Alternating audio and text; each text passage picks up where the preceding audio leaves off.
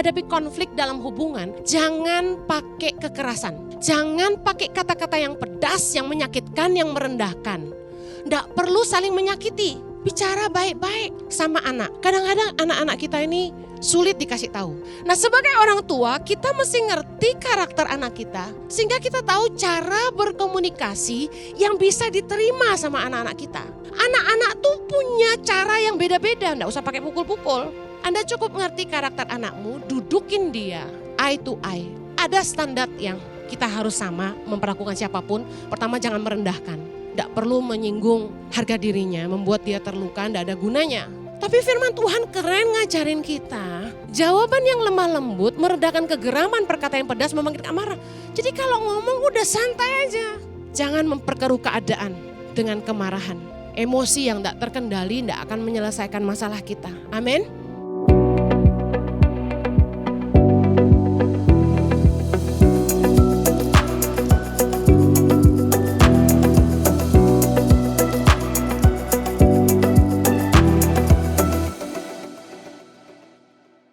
Hari ini saya akan khotbah tentang dasar pertimbangan hati atau hikmat dalam menghadapi masalah. Dalam hidup ini kita pasti punya masalah. Kita nggak bisa menghindar dari masalah. Nah, waktu kita menghadapi masalah, kita akan diperhadapkan dengan keputusan. Apa yang kita harus lakukan? Nah, saya melihat bahwa banyak sekali orang Kristen yang tidak cakap menghadapi masalah dalam hidupnya. Karena itu begitu banyak DM, WA, email yang masuk ke Impact Community Indonesia, juga kepada saya di YouTube maupun di Instagram. Mereka bertanya begitu banyak problem dalam hidup yang menandakan banyak orang punya problem dan gak tahu bagaimana menghadapinya. Dan yang saya tahu bahwa Tuhan itu menaruh hikmat dalam hati kita, amin. Harusnya kita bisa menghadapi masalah. Karena 1 Korintus 10:13 bilang kita tidak akan diberikan pencobaan yang melampaui kekuatan kita. Tuhan itu setia, pasti kasih kita jalan keluar. Nah, hati-hatilah dengan respon kita. Keputusan yang kita ambil dalam menghadapi masalah. Karena setiap keputusan atau respon kita akan menentukan apakah keputusan kita itu menyelesaikan masalah atau malah menambah masalah. Menyelesaikan masalah atau malah memperkeruh keadaan. Karena respon kita terhadap setiap masalah akan menentukan apa yang akan kita hadapi selanjutnya. Kita perlu hikmat dalam menghadapi setiap masalah di hidup kita. Mazmur 86 ayat 11 kita baca sama-sama. 3, 2, 1. Tunjukkanlah kepadaku jalan-Mu ya Tuhan, supaya aku hidup menurut kebenaran-Mu. Bulatkanlah hatiku untuk takut akan nama-Mu. Kita perlu banget berdoa seperti Daud. Tunjukkanlah kepadaku jalan-Mu ya Tuhan. Supaya aku hidup menurut kebenaran-Mu. Memastikan setiap langkah kita berjalan dalam kebenaran. Katakan amin. Katakan bulatkan hatiku untuk takut akan nama-Mu. Nah, 2 hal yang penting sekali yang harus menjadi dasar pertimbangan hati kita dalam mengambil keputusan apapun. Yang pertama, dasar pertimbangan hati kita haruslah dipimpin oleh takut akan Tuhan. Karena Tuhan akan memimpin orang-orang yang takut akan Dia. Mazmur 25 ayat 12 bilang gini, siapakah orang yang takut akan Tuhan? Kepadanya Tuhan menunjukkan jalan yang harus dipilihnya. Probably saudara yang ingin Tuhan menunjukkan jalan yang Anda harus pilih. Katakan saya harus hidup takut akan Tuhan. Takut akan Tuhan itu adanya di dalam hati. Orang tidak bisa lihat apakah Anda takut akan Tuhan atau tidak. Tapi orang yang takut akan Tuhan itu, firman Tuhan katakan mereka akan menjauhi kejahatan. Artinya gini, sederhana. Orang yang takut akan Tuhan hatinya gak jahat. Amen. Tiap kali ngadapin masalah tuh ide jahat tuh gak keluar. Meskipun iblis membisikkan, dia tidak akan ikuti. Gak mungkin lah kita gak ada pikiran jahat. Pasti ada. Tapi orang yang takut akan Tuhan tidak akan mengikuti niat jahat. Yang kedua, kita harus berjalan dalam kebenaran firman Tuhan. Anda menghadapi masalah apapun, soal pajak, soal usaha, soal pernikahan, soal hubungan dalam keluarga dengan orang tua dan anak. Anda harus memastikan gini, sesuai firman enggak? Seorang pengusaha telepon saya dan bilang gini, Bu Heni, saya sedang dapat masalah besar. Pajak sedang mengusut perusahaan saya dan saya diminta bayar sangat mahal ya, berapa puluh miliar gitu. Karena suaminya meninggal dan dia enggak tahu apa-apa sebenarnya. Dia bilang sama saya, ada orang yang menawarkan bantuan supaya enggak usah bayar pajak sebesar itu. Menurut ibu bagaimana? Sebenarnya Anda enggak perlu tanya pendeta, karena pendeta bukan pengusaha. Anda cukup ngerti gini, kalau hatimu tuh takut akan Tuhan, kamu ndak akan melakukan kejahatan. Yang paham katakan amin. Yang kedua, kalau kamu tahu yang benar adalah yang sesuai firman Tuhan, Anda sudah tahu menyuap orang itu salah, Anda ndak akan pilih jalan itu. Yang paham katakan amin. Sebenarnya firman Tuhan sangat sederhana. Kita udah bisa pulang sekarang. Tapi seringkali gini, orang tahu tapi ndak melakukan. Dua hal ini sangat penting ada di dalam hatimu. Anda harus punya tekad, membulatkan hati untuk takut akan Tuhan. Dan hidup menurut kebenaran firman Tuhan seperti doa Daud. Mazmur 119 ayat 105, firman-Mu itu pelita bagi kakiku dan terang bagi jalanku. Waktu saya merenungkan khotbah ini, tiba-tiba Tuhan ingetin, di dalam takut akan Tuhan ada hikmat. Ayub 28 ayat 28. Tetapi kepada manusia, Tuhan berfirman begini, sesungguhnya takut akan Tuhan itulah hikmat. Dan menjauhi kejahatan itulah akal budi. Kalau kita tuh takut akan Tuhan di dalam hati kita ya, Tuhan tuh akan ngasih kita hikmat. Waktu kita enggak milih jalan yang salah, kita enggak milih jalan yang jahat. Entah bagaimana Tuhan tuh bisa nuntun gitu loh. Yang pernah ngalami angkat tangan, saya pengen lihat. Yes, luar biasa. Kalau Anda hidup takut akan Tuhan, Anda pasti kaya dengan hikmat Tuhan. Orang kalau ngadapin masalah apa-apa tuh kayak yang gak tahu nih mesti ke kanan atau ke kiri. Coba cek hatimu takut Tuhan enggak? Karena kalau takut akan Tuhan ada dalam hatimu. Firman Tuhan berkata takut akan Tuhan ialah hikmat. Ada hikmat Tuhan yang tiba-tiba Tuhan taruh di hati. Lakukan ini. Amsal 14 ayat 26-27. Ini luar biasa. Pegang ini. Baca sama-sama. Dalam takut akan Tuhan ada ketentraman yang besar. Bahkan ada perlindungan bagi anak-anaknya. Katakan amin. Ayat 27. Takut akan Tuhan adalah sumber kehidupan. Sehingga orang terhindar dari jerat maut. Lihat, udah deh percaya sama firman Tuhan. Anda jangan lakukan kejahatan. Di dalam takut akan Tuhan akan ada ketentraman yang besar. Orang tuh kalau bikin salah pasti takut. Amen. Tapi kalau Anda tidak punya kesalahan, Anda tidak akan takut. Ketika saya difitnah orang, dikatakan gini, Bu Heni itu lari dari Australia karena banyak hutang. Saya tertawa. Saya enggak takut. Kalau orang takut enggak berani masuk YouTube. Enggak berani tampil di sosial media karena takut dicari.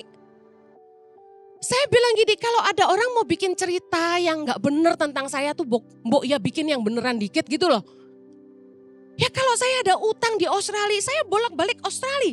Kakak kandung saya tinggal di Sydney. Mertua saya, adik ipar saya semua tinggal di Australia. Sepupu saya banyak di Australia. Lah kalau mereka mau cari saya gampang gak? Gampang lah. Kadang-kadang orang itu bocengli. Tapi kalau ada kebenaran kita sejahtera-sejahtera. Amin. Takut akan Tuhan mendatangkan ketentraman. Yang luar biasa gini, ada perlindungan bagi anak-anaknya. Tuhan akan melindungi orang-orang yang takut akan Dia. Katakan amin. Orang punya niat jahat sama Anda tidak perlu takut. Selama Anda takut akan Tuhan, Tuhan akan melindungi engkau. Katakan amin. Takut akan akan Tuhan adalah sumber kehidupan sehingga orang terhindar dari jerat maut.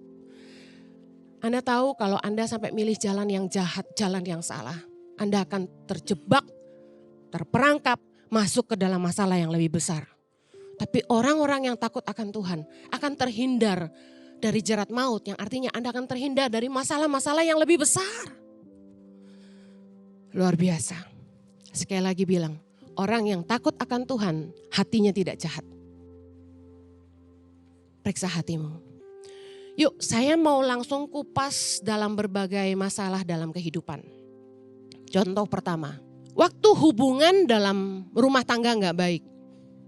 Pasangan gak baik, mertua gak baik, menantu gak baik, ipar gak baik, orang tua gak baik, anak gak baik. Apa yang harus kita lakukan? Paling banyak masalah yang saya temukan dalam konseling-konseling adalah hubungan. Masalah dengan mertua, masalah dengan ipar, masalah dengan suami, masalah dengan istri, masalah dengan anak, dengan orang tua. Nomor satu, kita tidak bisa memaksa orang lain berubah, katakan amin. Respon kita yang akan menentukan apakah hubungan kita akan jadi lebih baik atau lebih tidak baik.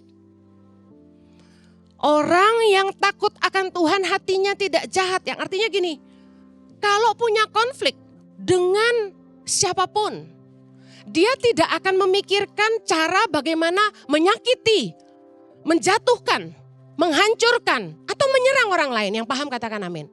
Kalau respon pertamamu adalah menjatuhkan orang, respon pertamamu adalah melukai orang, respon pertamamu adalah bagaimana balas dendam, itu tidak takut akan Tuhan. Yang paham katakan amin. Terus istri-istri mungkin ada yang bilang gini ya, ya masalahnya gini, jahat sih enggak, tapi emosiannya tuh loh Bu. Nah disinilah kerennya firman Tuhan menjadi pegangan di hidup kita. Takut akan Tuhan, enggak jahat. Suami kita enggak jahat, istri enggak jahat. Anak enggak jahat, orang tua enggak jahat. Cuman masalah karakter Bu Heni. Masalahnya pemarah Bu Heni. Ya. Ada yang komen di Instagram saya, marah itu harus supaya jangan terpendam. Siapa bilang enggak boleh marah? Yesus saja marah. Tapi enggak boleh menyimpan amarah. Amsal 14 ayat 29, yuk baca yuk. Yang suka marah-marah harus belajar hari ini. Amsal 14, oh Bu Heni pemarah, oh tidak. Kalau khotbah galak tapi hidupnya enggak pemarah. Amsal 14 ayat 29, yuk baca sama-sama. Orang yang sabar besar pengertiannya, tetapi siapa cepat marah membesarkan kebodohan. Ayat 33, hikmat tinggal di dalam hati orang yang berpengertian, tetapi tidak dikenal di dalam hati orang bebal. Nah, Anda harus tahu bahwa emosimu memperburuk keadaanmu. Kalau Anda punya konflik dalam hubungan, jangan dipimpin sama emosi. Live beyond your feeling, jangan hidup dipimpin perasaan. Perempuan dengar, Anda disakiti mertua, Anda disakiti ipar. Nggak usah pakai perasaan, aduh aku terluka.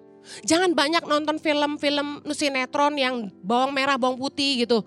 Yang tentang kakak ipar, mama tiri gitu-gitu. Aduh itu lebay, itu nggak mendidik. Jangan hidup dipimpin perasaan. Emosi hanya memperburuk hubungan.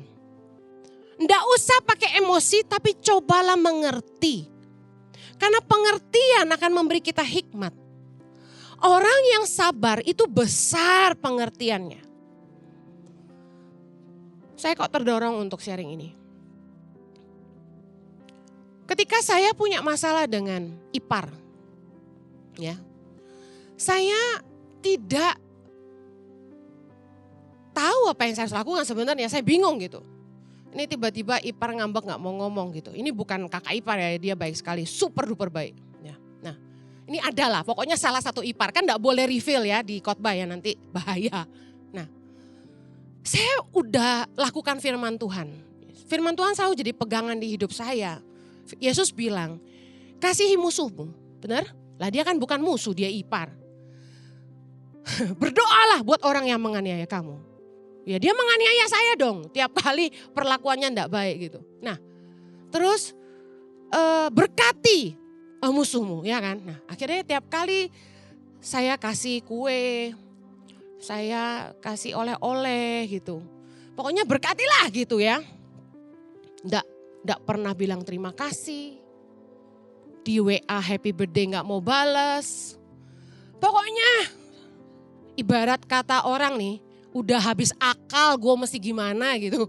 Ngerti ya, paham ya? Kita udah lakukan firman Tuhan. Nah kan banyak kita bilang gini, Bu saya udah coba deketin, baikin, minta maaf. Tapi orangnya nggak mau nanggepin gimana? Saya kasih tahu, yang penting kita udah lakukan firman Tuhan. Kita sudah berkati musuh kita sudah doakan dia. Pas satu kali kesempatan saya ketemu sama dia, saya sapa. Halo. Ya dia jadi kaget juga, loh nih orang kok nyapa gitu. Tapi intinya gini, kita ndak usah balas jahat dengan jahat. Amin. Lakukan firman Tuhan aja. Saya coba ngerti gitu nih, apa nih orang kok sifatnya gini banget. Orang yang sabar besar pengertiannya. Kalau Anda tuh sabar, Anda ngerti orang lain. Tak usah emosi. Saya enggak pernah maksudnya komplain ke suami saya, kok gini sih gitu, enggak. Udah ngertiin aja. Ayo katakan kanan kirimu, udah ngertiin aja. Tuh suami-suami yang istrinya bermasalah dengan ipar, mertua bilang, udah ngertiin aja. Orang sabar besar pengertiannya kata firman Tuhan. Orang yang berpengertian dikasih hikmat sama Tuhan. Nah sekarang kasus suami istri. Anda tahu bahwa tiap kita nih punya karakter yang berbeda-beda, amin. Aduh kalau Anda belajar soal karakter macam-macam, sanguin lah, melankolik lah, kolerik lah, plekmatik lah, nanti ada yang foto karakter merah, kuning, ungu, hijau. Nah Bapak Ibu penting loh kita tuh belajar tentang ilmu-ilmu psikologi kayak gini. Baca-bacalah di internet banyak, DISC ya yang dominan, intin, cemat, segala macam tuh. Supaya apa? Akan sangat menolong kita mengerti pasangan kita, mengerti anak-anak kita, mengerti karyawan kita. Saya sama Pak Jojo ini certified behavior consultant, kami berdua. Nah, waktu kami lagi ambil kelas CBC, itu kami ketemu sama HRD banyak perusahaan. Ternyata jadi HRD pun penting mengenali karakter orang. Kenapa? Contoh, ini bagus ya buat parenting, ini salah satu yang bagus. Anda pengen mengarahkan anakmu kuliah apa, lihat karakternya. Tanya dia gini, kamu senang ketemu orang banyak? Dia bilang enggak, ya udah jangan paksa marketing. Stres dia. Kamu suka banyak ngomong? Enggak. Jangan taruh front desk. Jangan taruh kerjaan yang banyak ketemu orang. Dia enggak suka. Oh iya, orang bisa bertumbuh, orang bisa belajar. Merespon dengan benar jadi profesional. Contoh saya introvert. Artinya orang yang tertutup sebenarnya.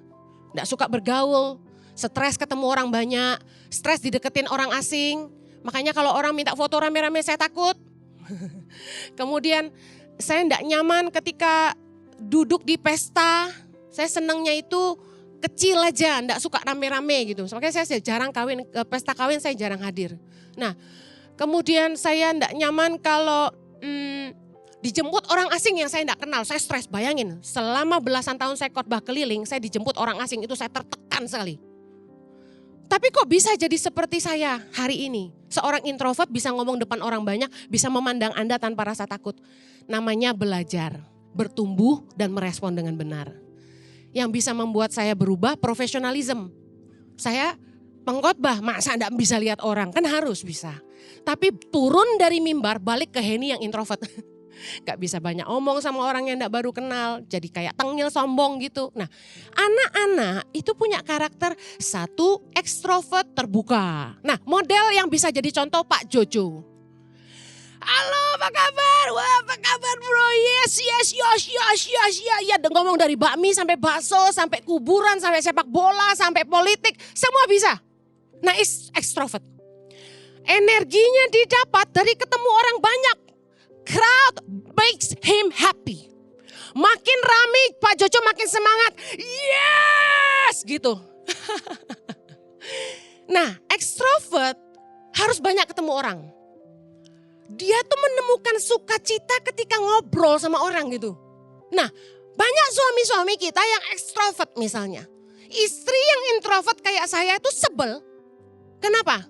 Mau pulang gak pulang-pulang. Bubar gereja 6:30. Pak Jojo tuh meninggalkan gereja bisa 8:30, you know. Saya tuh nungguin dia, saya bingung. Saya kan ngumpet di dalam. Introvert.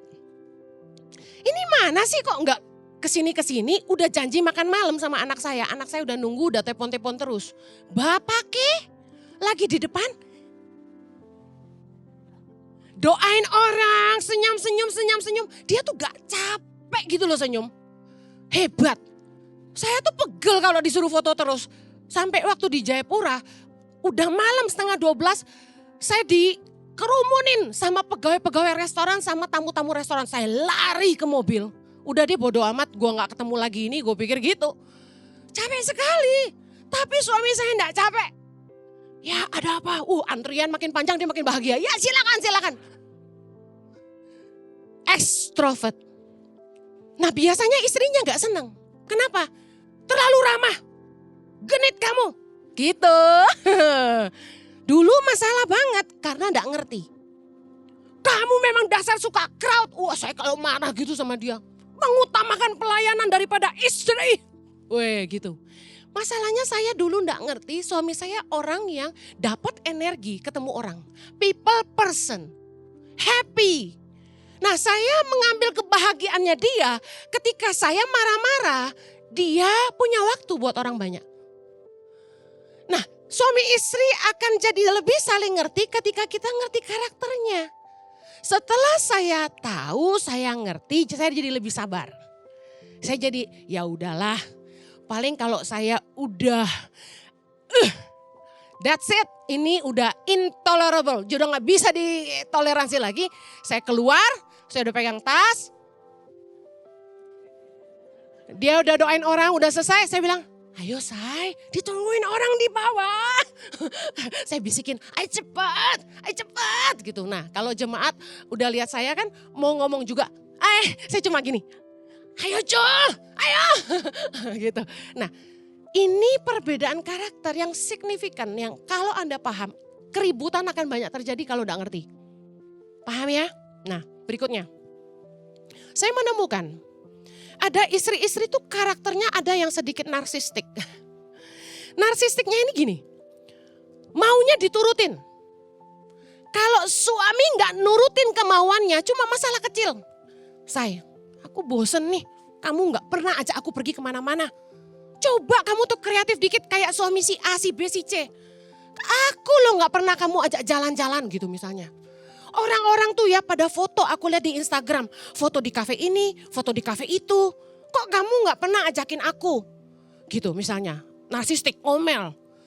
Ayo sekarang malam ini juga kita ke Kemang. Nah loh, Kapal Gading ke Kemang kan lumayan ya kan. Nah biasanya istri yang narsistik akan marah ketika suaminya males jauh. Nah model aku tuh, males jauh. Nah istri yang narsistik gak akan terima. Banyak orang akhirnya ribut. Nah suaminya kalau ngerti, wah istriku narsistik.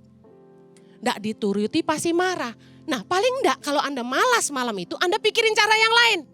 Besok boleh sayang, besok aku pergi. Nah orang yang introvert seperti saya butuh persiapan. Siapin mental. Besok kita akan ke Jakarta Selatan. Jadi kayak mentalnya udah disiapin dulu nih. Bakal jauh, bakal macet, ampun dah gitu. Jadi ada pengertian yang dalam sehingga rumah tangga enggak perlu bertengkar terus. Firman Tuhan tuh mengajar kita dengan sangat-sangat luar biasa. Firman Tuhan ngajarin kita cara berkomunikasi dengan baik. Amsal 15 ayat 1. Jawaban yang lemah lembut meredakan kegeraman. Tetapi perkataan yang pedas membangkitkan amarah. Keren gak sih firman Tuhan? Ketika firman Tuhan jadi pegangan di hidup kita, kita ngerti menghadapi konflik dalam hubungan, jangan pakai kekerasan. Jangan pakai kata-kata yang pedas, yang menyakitkan, yang merendahkan. Nggak perlu saling menyakiti. Bicara baik-baik. Lebih baik Anda bicara dengan lemah lembut. daripada Anda bicara dengan kasar. Meskipun kita kesal, dibentak tuh siapa yang enggak kesal? Tapi Anda balas dengan bentakan yang lebih keras atau dengan suara yang lebih tinggi, Anda makin memperparah konflik. Firman Tuhan yang akan menuntun kita bagaimana menghadapi masalah dalam hubungan.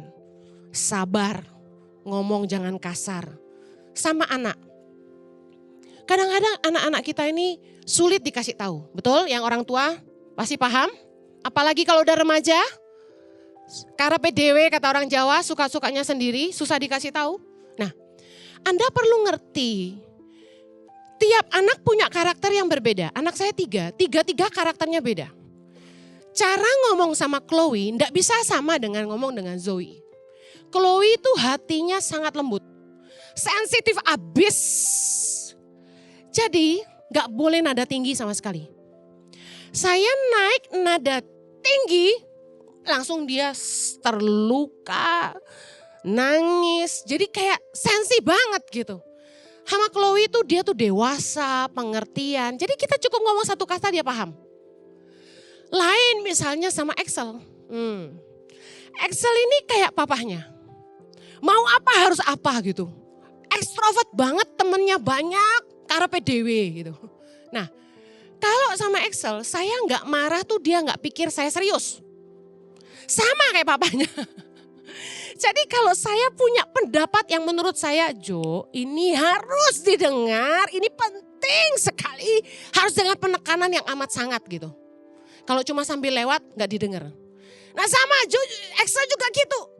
Saya kalau serius mau marah sama dia tuh saya harus benar-benar panggil, Excel, I need to talk to you. Gitu.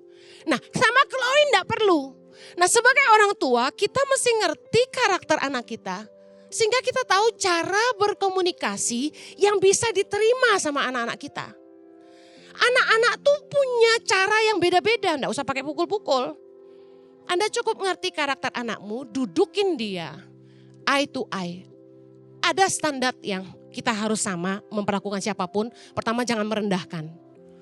Enggak perlu menyinggung harga dirinya, membuat dia terluka, enggak ada gunanya. Bapak-bapak jangan sakiti anak-anakmu kata firman Tuhan. Nah, tapi firman Tuhan keren ngajarin kita. Jawaban yang lemah lembut, meredakan kegeraman, perkataan yang pedas, membangkitkan amarah. Jadi kalau ngomong udah santai aja. Jangan memperkeruh keadaan dengan kemarahan. Emosi yang tidak terkendali tidak akan menyelesaikan masalah kita. Amin. Oke, hikmat berikutnya. Masalah waktu orang diperhadapkan dengan tawaran yang menggiurkan. Nah, waktu kita bisnis. Waktu kita kerja, selalu ada opportunity, kesempatan-kesempatan untuk dapat kangtau gede, ya cuan-cuan besar. Tawaran-tawaran yang menggiurkan, tapi kalau tidak sesuai dengan kebenaran, sudah jangan diterima. Karena orang yang takut akan Tuhan pasti akan menjauhi kejahatan. Tidak usah tanya pendeta, Bu, aku dapat tawaran gini, aku terima enggak ya?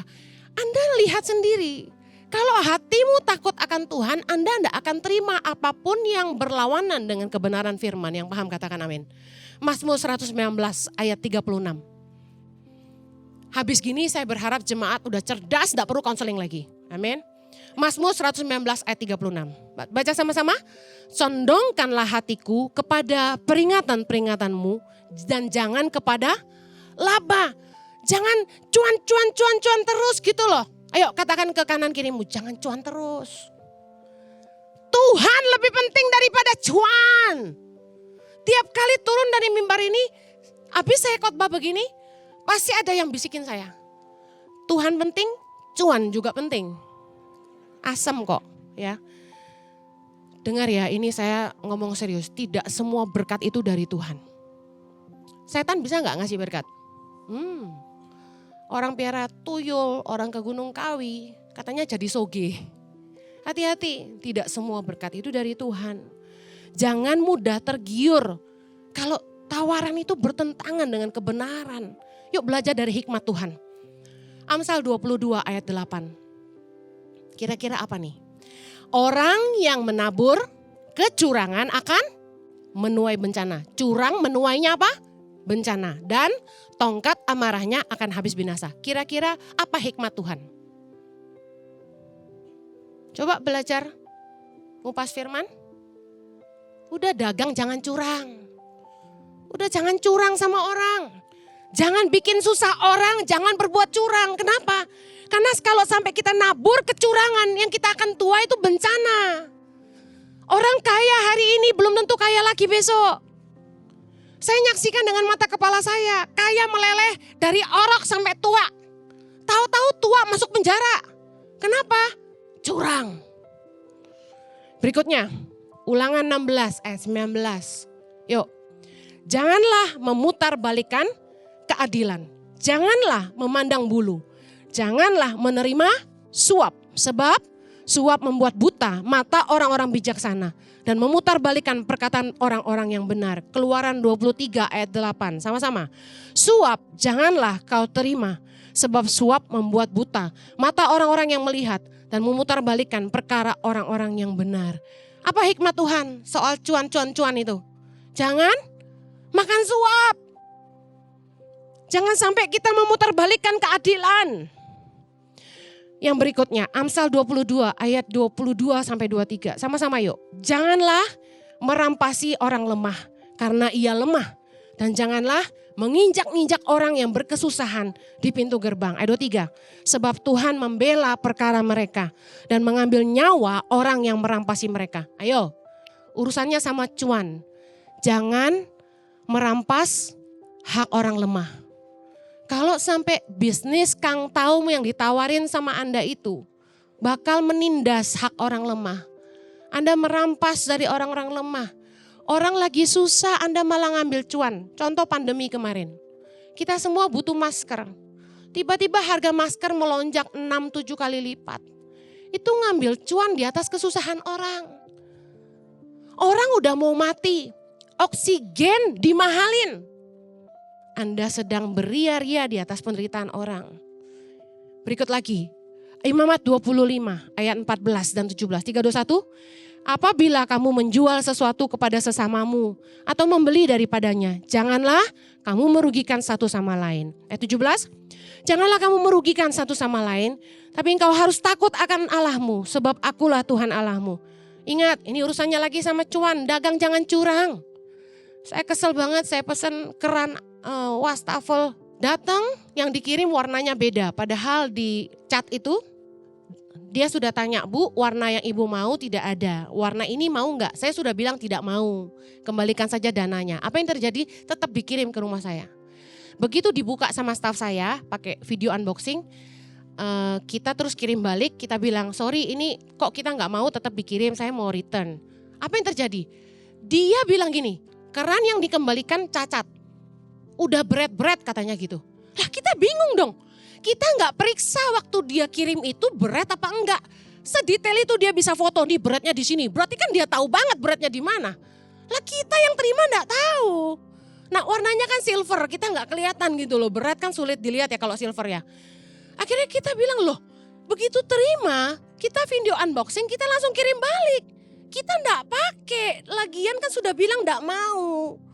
Dia nggak mau balikin uang kita. Dia tetap bilang, sorry ya, udah persyaratannya kalau balikin gak boleh cacat. Kita harus bisa jual lagi. Jahatnya minta ampun. Saya kasih tahu, kita untung satu kali, kita akan merugikan orang lain, kita buntung selamanya. Buat apa cuan satu kali tapi ngerugiin orang, besok-besok kita gak dipercaya lagi sama orang. Orang benar itu akan pegang sumpah walaupun rugi, kata firman Tuhan. Kita enggak boleh ngerugiin orang. Udah dagang jangan curang. Semua orang dagang barang sama. Yang membedakan apa? Jujur enggak jujur pedagangnya. Bisa diandalkan enggak? Kalau barang beli sama dia rusak bisa balikin enggak? Saya kasih tahu customer adalah raja. Itu adalah pepatah yang benar. Bahwa gini, kita enggak bisa jualan kalau customer enggak percaya kita. Amen. It's all about people. Yesus aja datang buat manusia kan. Kita enggak boleh jahat sama orang. Terakhir, Amsal 22 ayat 1. Baca yuk, nama baik lebih berharga daripada kekayaan besar dikasih orang. Lebih baik daripada perak dan emas. Hikmat dalam menghadapi masalah. Meskipun Anda mengalami pergumulan, jangan pernah menurunkan nilaimu. Jangan pernah mengurangi kualitasmu. Tetap jaga nama baikmu. Orang kadang-kadang gini, dia biasanya kalau mau untung lebih banyak, olinya dicampur. Saya kan keluarga spare part mobil, jadi saya paham gitu. Saya punya teman, di belakang rumahnya itu ada gudang, oli asli dicampur sama minyak tanah atau apa saya nggak tahu. Supaya apa? Cuannya lebih gede. Orang zaman sekarang ambil botol-botol parfum asli yang dibuang orang yang udah habis, diisi disuntikin parfum palsu.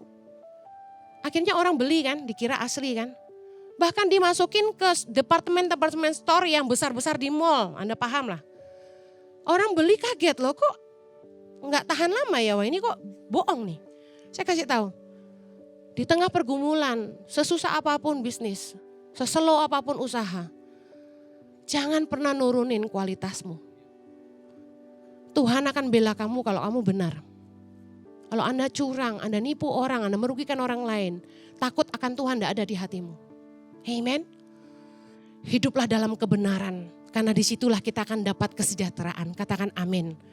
Oh, katakan kanan kiri, orang jujur pasti mujur. Amen. Yesaya 3:3 kita baca sama-sama, ayat terakhir dari saya, ayat 15.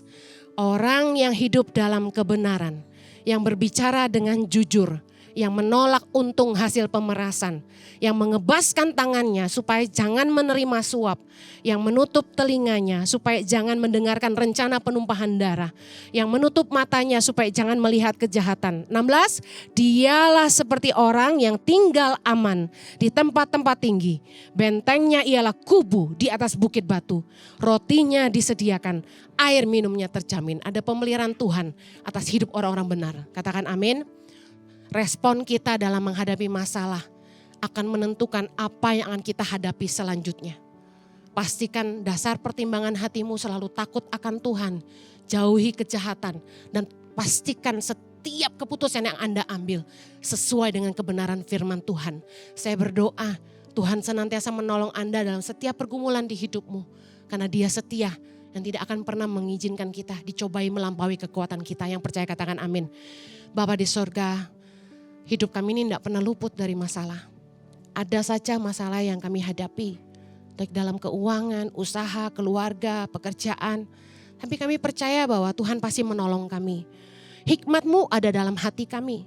Dan kebenaran firman-Mu yang akan jadi rema yang akan memberikan kami tuntunan terang bagi jalan kami. Tolong umat-Mu supaya senantiasa bijaksana dalam mengambil keputusan. Terangi mata hati mereka dengan kebenaran firman-Mu. Dan pelihara hati mereka dengan takut akan Engkau. Hamba-Mu menyerahkan mereka semua ke dalam tangan-Mu. Saya percaya kemenangan akan jadi bagian mereka. Kesejahteraan dan keamanan serta perlindungan Tuhan atas hidup setiap mereka. Di dalam nama Yesus yang percaya firman Tuhan katakan. Amen. Tuhan memberkati. Have a blessed Sunday. God bless you.